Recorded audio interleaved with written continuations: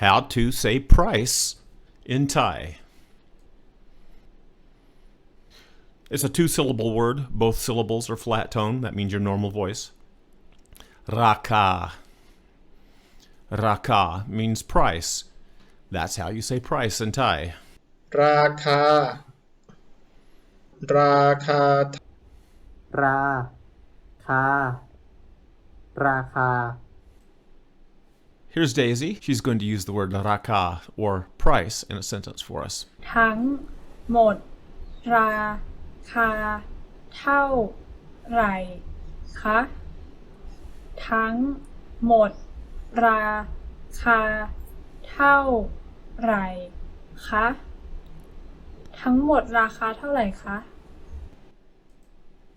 Thank you, Daisy. Tangmo raka taraka. That is, what's the total price? Price, cost, value. That's what the word raka means in Thai. Thanks a lot. Hope you're enjoying the lessons.